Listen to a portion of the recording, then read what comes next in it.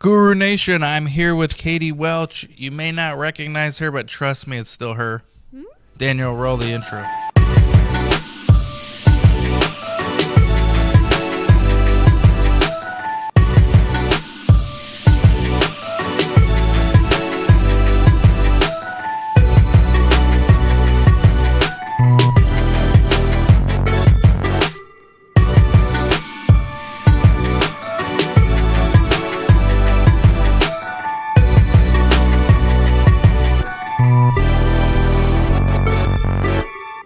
Guru Nation, welcome back. Thank you so much for watching. Make sure you like, subscribe, comment, share. Go follow Katie Welch on LinkedIn. She's been here almost since day one. Not quite, but like a year and day one. Yeah. Because a year of this before you was me and Jaime. Yeah. Screwing around. We screen failed people on this weird study that you may know just by name. But like the real work really started with you and someone else who was here. So you were employee number 2 by a month shy of being number 1. And I almost didn't hire you because we didn't really need a second person. Yeah. But I was like, no, these bachelors of science, they don't come around that often in Yuma. Let's see what's up. And you're still here. Yeah. So that's amazing. You've been here long enough to change your hairstyle too. Yep. It's looking good. Thank and you. you love cheat sheets. I do love cheat sheets. You post them on LinkedIn. When you post on LinkedIn, I've never seen like this kind of level of virality for someone that doesn't post often. But you just put these PDFs out there like for free. People can get them. Yeah. I'm imagining people are asking you questions like detailed questions like how are you using this and originally I had posted it just because I needed help making a study startup cheat sheet, and I had made pretty much like a prototype of one, and I just put it on there. I was just like, hey, can anyone help me make it better? And did anyone help you? Yeah, there was multiple comments. The community helped you. Yeah. The LinkedIn community helped me. Some were trying to argue though. I saw some of them. It's okay. I made a few mistakes on there, but you make more friends? I did make more friends, more connections and everything, and I redid the little checklist that I made, and it's 10 times better than it was, and that is on my LinkedIn for anyone to use. So here we have study startup checklist, ICF checklist. By the way, I haven't looked at these yet. Clinical research coordinator cheat sheet for monitor visit. I like. How to run a visit, and tasks for studies. Is that it? That's what? Yeah, those are like the basic ones. I do have others that are more specific for each study, like this one right here is specifically for one of the studies that we're working on right now. So you make them study specific too. Yeah, but these are more like the generic ones that you could pretty much use for anything you might need. I got you. So when these are good to like frameworks for like a new study. And like when we start our new study, let's say COPD, you'll use like this and customize it to get something like that. Yes. Okay. Because every study has their own vendors. Everything's different. Each study has different tasks. Like you might do blood work for one study, and then one study there's like no blood work. So it kind of just dependent on what is needed. Is all the staff using this or? Yeah, all the staff. This is all on Creo. So whenever we have a study or a study visit, they can refer back to any of these cheat sheets on there, and so they don't forget anything. Did they say it's helpful yet? Anyone? They don't necessarily like task list. That's this. Pretty much these are kind of what the cheat sheets are, or checklist, are like types of task list, which no one likes to be not micromanaged, but like told like, hey, these need to get done, make sure they get done. But they are helpful. They have helped remembering to get tasks done, especially outside of studies and after visits, I guess. So you initially, before you were the lead CRC, right? You made these for yourself. Yes. I remember back in the days. Yeah, very beginning, I started initially just because someone had told me to make one. Was it a monitor or who told you? That. Ah, okay. Well, yeah, that was way actually back. That's way back. Samantha Anderson. Yeah. Shout out to her. Wow, that's old school. So she Yeah. told you to make this. She told me to make one to help with our initial study that I was working on. And just from there, I've made them ever since because they help. Cool. They do help. So let's start. We'll just go one by one. I'm trying to figure out where to start first. Let's go with this task for studies first. Okay. Right? So for all so the way you do it, because there's you're the lead CRC, and then there's 3 coordinators plus you, and then there's like sub-Is and stuff. Yep. So they don't like having these. For a while, we've had weekly task lists for people. So what are we doing now? Not really weekly task lists? They're not mandatory task lists. So these are pretty much to help whenever maybe we seem to be slacking one week or we need to do like visits quickly and make sure we do, especially our newer studies that we have. We want to make a list and make sure we get everything done in that study visit, especially for the first screening visits. I like some of the... Okay, so this is the first time I'm looking at this. Amazing. Contacting leads. Contacting patients, screen fails. Okay, this is what I was telling you earlier today. So contacting patients when they screen failed. One of my biggest pet peeves, I remember when we first started, me, you, and the other girl, patients would call me because I was more involved back then and say, hey, no one told me what's going on. And I was like, oh, no, you've screen failed. What do you mean no one told you? They're like, yeah, nobody told me, and I'm pissed because I'm like waiting for... Right. So that's when I was like, listen, guys, we have to let people know. And it was my fault because I didn't tell you guys, but now we're telling. Yes, now it's they written know. Down, and so they no do, one right? forgets. People contact them. Yeah. Because you have to put yourself in the shoes of a patient. Like if you've been excited about a study, and then you don't know like where you're at. Okay, they just haven't called me in 3 weeks. Yeah. Like, what what's going on? Even if you don't know yet. Like in some of our studies, there's 2 months before rando. So there's a risk of losing those patients, right? If you don't keep in touch, like, hey, we're still pending certain results. There's nothing you need to do, or sometimes there is something they need to do, like we still need you to do your diary or whatever, right? So what have you found best, like weekly contacts or twice a month? What's like the ideal for like that screening window? Usually we tell patients, especially if there's like blood work during that first screening visit, we'll contact you in about a week and a half. Usually because that's within the screening window. Usually the screening windows have been like 3 weeks to 4 weeks for our studies right now. And so we'll be like, hey, blood work comes back in a week and a half. We'll let you know if anything looks weird or if you're still qualifying for the study. Usually in about that 2-week range, we know for sure if a patient qualifies or not. So that week and a half phone call will give them that way of like knowing if they qualify or communication, like a contact, a touch point. Yeah. Okay, entering, and how do you decide now who's doing what? Like you just. It depends on who did the study visit. So. Each of the coordinators, whatever visit they do, they're in charge of that visit until the end of that visit, until that visit is completed, pretty much. Has that worked better since we've implemented that? I believe so, yeah. Okay. Yeah, because before it was like kind of ambiguous, like, well, we all screen them, and then everyone's expecting. Remember, I was telling you, like, hey, no one's doing it if everyone expects someone else going to do it. Right. It's just human nature. Yeah, so you have to tell your coordinators, like, hey, you are in charge of this. Make sure it gets done, pretty much. Okay. Entering visits into EDC, data entry, everyone's favorite. EDC queries, checking for any new updated study docs. So that's like regulatory or like newsletters, stuff in SIP, everyone's favorite thing. Lab sent, frozen, and ambient.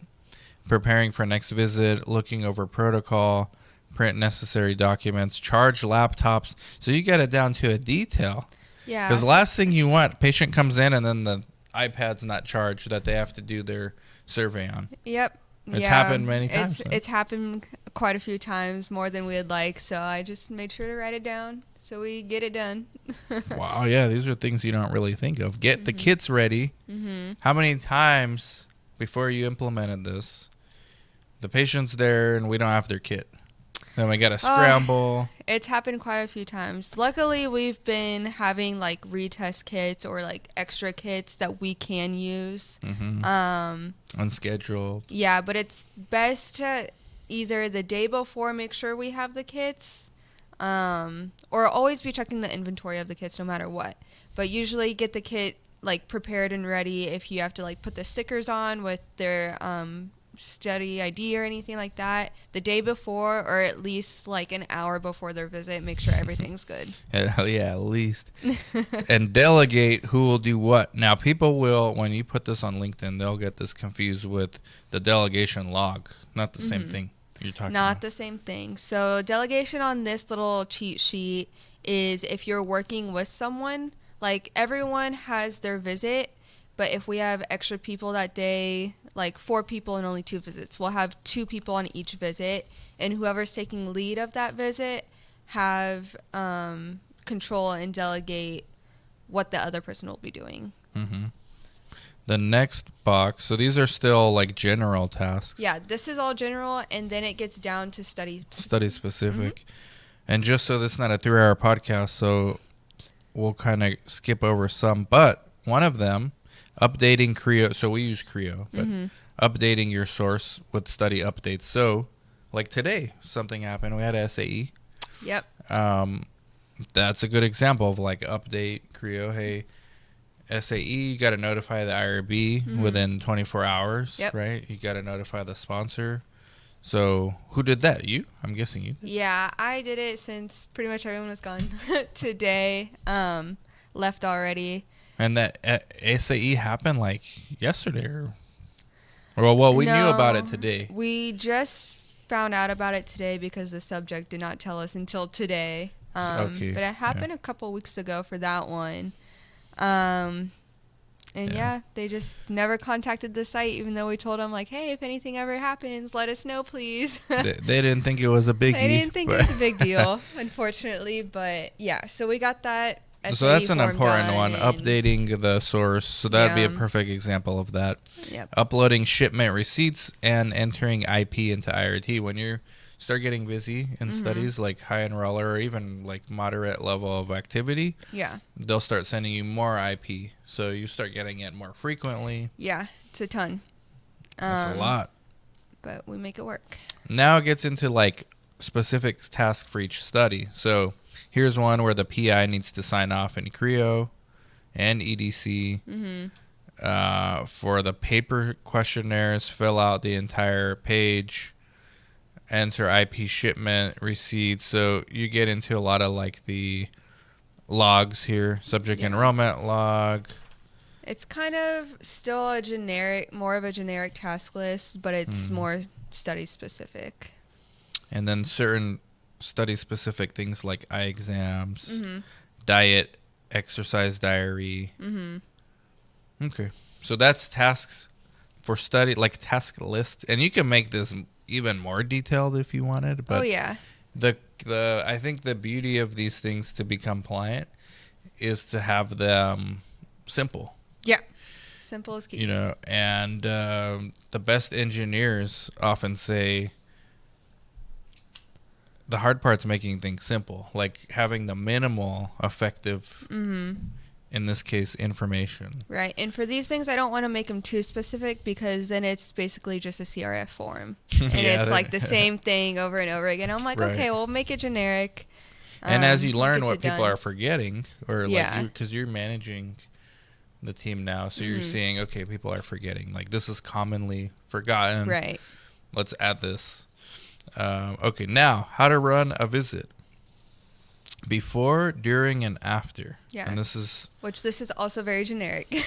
Yeah. But it's what we needed in case we ever do get any new employees sooner or later. It's a good outline of like what you might need to do. Check before the visit. Check the visit with the protocol. Is everything in the protocol on the site configuration? Read any notes the protocol has on the schedule of events for each of the procedures. So like the footnotes and stuff. Yeah, usually the most important stuff's in those footnotes. Yeah. And they're like super tiny. And they're super small. It's written on the side, but you got to make sure you read them. Check that we have necessary supplies. So we talked about this. Make sure the laptop. So there's some redundancy too. So electronics charged. Print out necessary documents, consents, questionnaires, diaries. So this way you're not scrambling when the patient's there. Right. I hate that. I think it's unprofessional. Yeah. And I've done it. Like, I'm not the most organized person, but I think you're much more organized than me. And I would say so, yeah. You do a good job. But, yeah. So do you think you need to be organized to be a good coordinator? Yes. Yeah, because for one study, I don't think it's as big as a deal, but when you're having multiple studies and everything gets jumbled, like we're starting like 4 new studies right now, it's all super hectic. And I'm like, you need to have it organized or else it's all going to fall apart. So, yeah, and it falls apart, the monitor gets mad. Monitor talks to the PI. You're stressed, and so it's just once the monitor talks to the PI talks to me mad, then I got to come to you and be like, hey, what are we doing? Yeah. Like, why are these guys mad at me? And then no one knows what's going on, and it's just... Yeah. Whole thing you don't want to play. So better be safe than sorry. Yep. Check which rooms can be used. So in our case, we have the clinics. If you can't draw blood, make sure someone is present that can. That's actually underrated. During the visit, so if it's screening, you go through the ICF, give rundown of the study before ICF, have subjects sign ICF first. So this is like the process of consent, basically. Yep.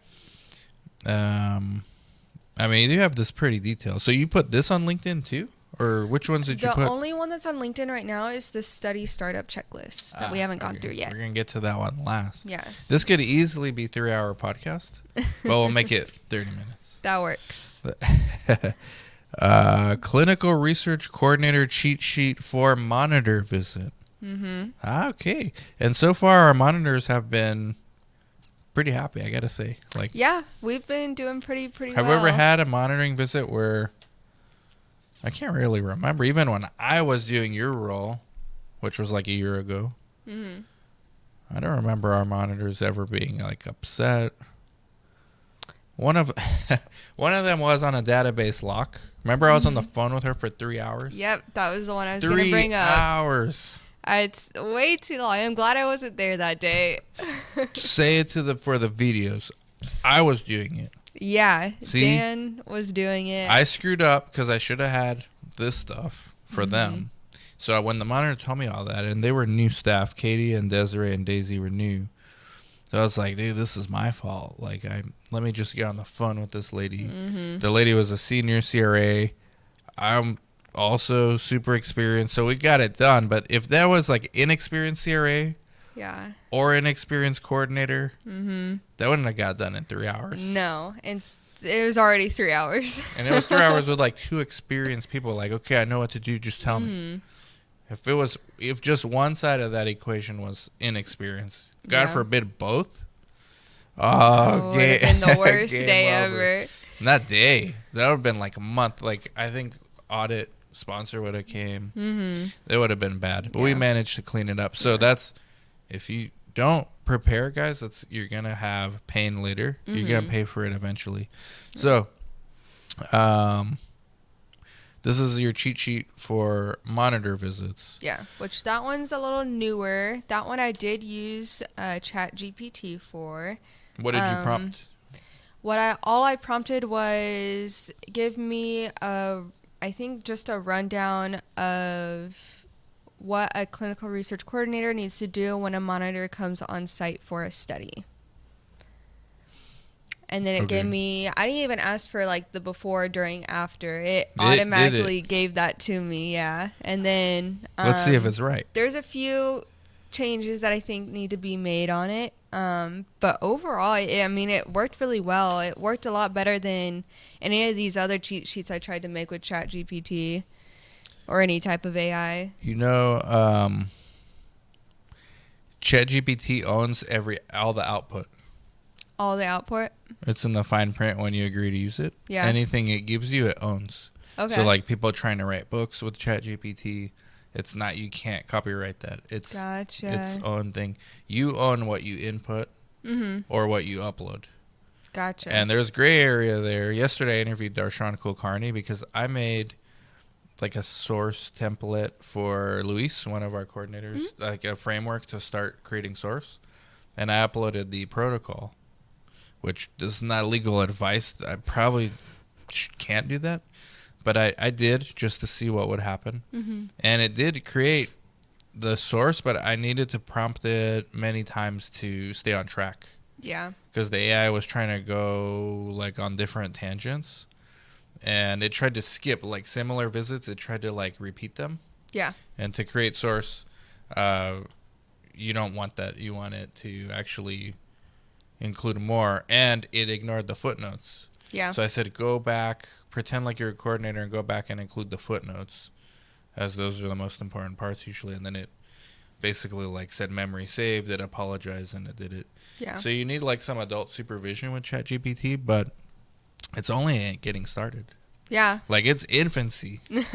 Yeah. Yeah, it's been working pretty good. Again, this is pretty much the main one I've used it for. I've tried to use it with all the other ones, but it didn't give me what I was kind of like seeing in my head of like what I wanted on a cheat sheet or how to go about it.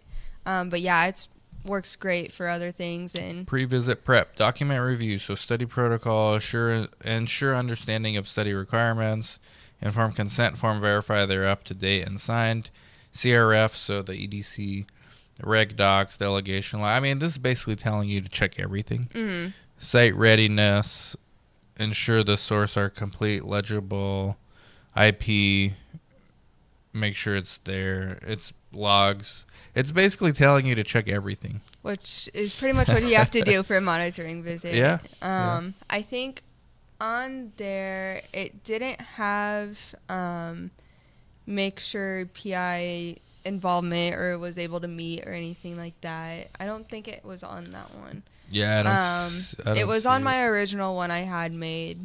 Yeah, because another thing like better. pre-visit prep, we would probably add remind PI. Yeah. You know, so like, hey, even 5 minutes, meet with them. Okay, welcome the monitor. Offer a warm welcome and introduce the team. Okay, provide access. Yeah, this one's good. Generic. It needs more. Like we could put more detail, but this is good. This is good. ICF checklist. All right. Now we use Creo, and we don't. Some sponsors actually don't want like RE consent. Yeah. Right. We ran into that actually. So in those cases, we've been using paper consent, even though we have Creo e-consent capability. We don't use it for any study. Right now, most of our studies either have their own consent like vendor that they use. So they don't want Creo. Yeah. One of our studies we did use Creo and it worked out great. The other one that we were trying to use Creo for, I'm not sure if the monitor himself was like, no, like I think I'd rather have you do paper, or the sponsor actually said, hey, please use paper. So I don't know what was going on with that. Really, I don't think we got a clear answer. But I mean, the Creo one works great. But if they want us to do ICF on paper, then we do that too. And either way, the checklist applies. But we've put our process of consent now in. So just check boxes instead of writing the same narrative over and over. It's just check some boxes. Informed consent. So here's like the process. Was the subject met in a private room? Was the subject given a copy of the ICF? Was the subject let known that being in the study is voluntary and they could leave anytime? Was the subject given plenty of time to ask questions? Is each page initial and dated? Was ICF thoroughly explained to the subject in a way they could understand? So it's pretty much specific to our SOP. And then the extra little detail for the process of consent right there is for like if they asked any questions, had any concerns, what was said to them. Now in RSOP, I changed this recently. I think with you, because if the IRB for that study doesn't require each page initial and dated, I put in there we don't have to. Okay. So we don't really need that one, but for the ones that you do need it. So it's probably, I don't know, that part's tricky because if you don't need it there on every page, you shouldn't. Because right. you're basically giving yourself another opportunity to miss. Yeah. Right? Yeah. That's the hard part where you probably need like study specific ICF checklist, honestly. Yeah. And then the thing that scares me the most, you have it here, ICF version, amendment version. But like, we need to know when IRB is going to expire and ICF is going to expire.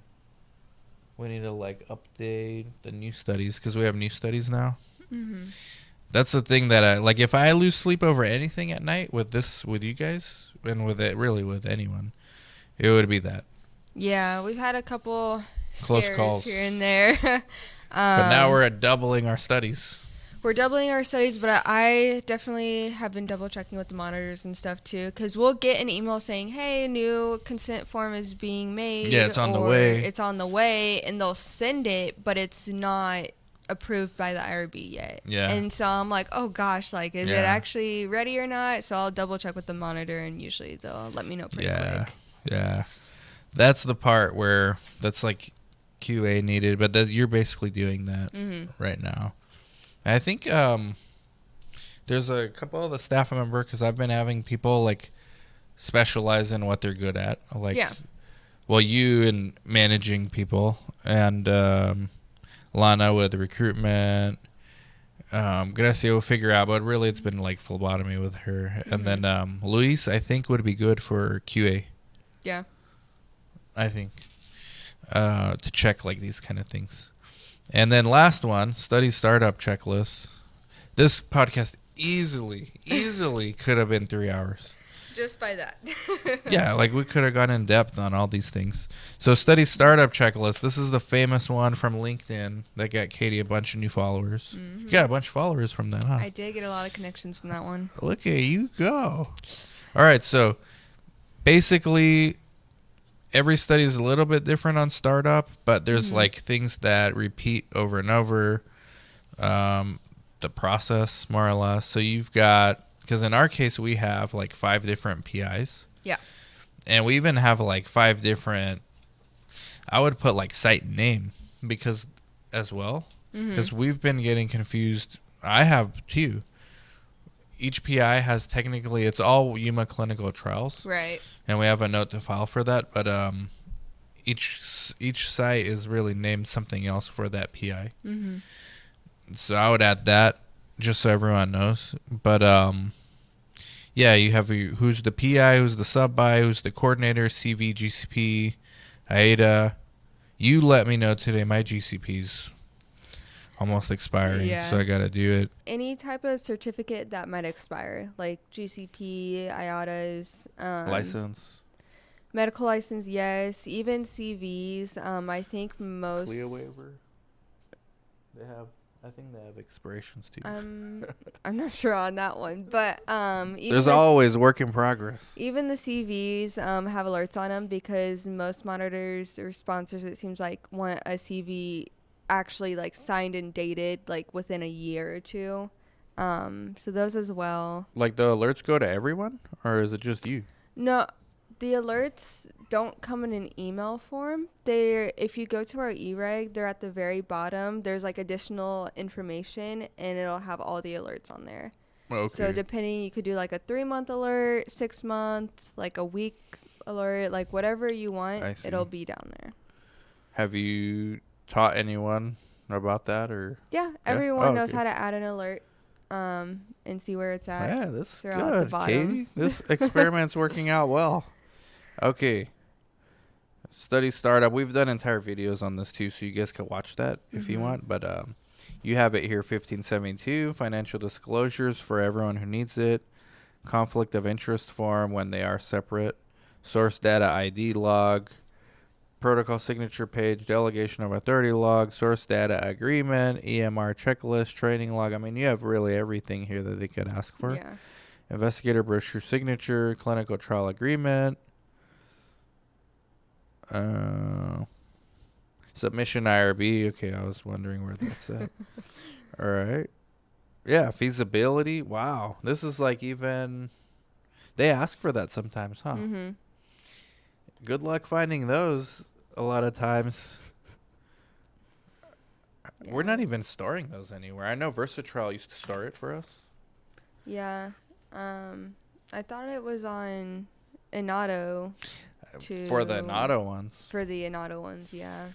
I need to probably use Versatrial again for the feasibilities, unless you're doing them or. Mm-mm. Can't remember. That'd be like a Lana. That'd be Lana like thing. a mere Lana thing. Mm-hmm. Yeah. All in all, it's pretty good, guys. Yeah. I don't know what we're gonna title this video, like cheat sheets. Your cheat sheet to running a study. This is gonna go viral, Daniel, and then Katie's gonna get a bunch of followers. But no, she's not interested in your jobs, guys. She's very happy here. Yes, he gave me a month long off for A Europe. month vacation. Amazing. Amazing. Yeah. All No, right. they're good. Good stuff, Katie. Well, thank you very much. You know, again, this work in progress. Like, Yeah. these things can be modified. Oh, sure. But yeah, I think this will be helpful for a lot of people. So thank you. You're welcome. Thank you, everyone, for watching. Like, subscribe, comment, share. Bye-bye. Hey, if you guys like that kind of content, make sure you like, subscribe, comment, share. Stay tuned for more videos.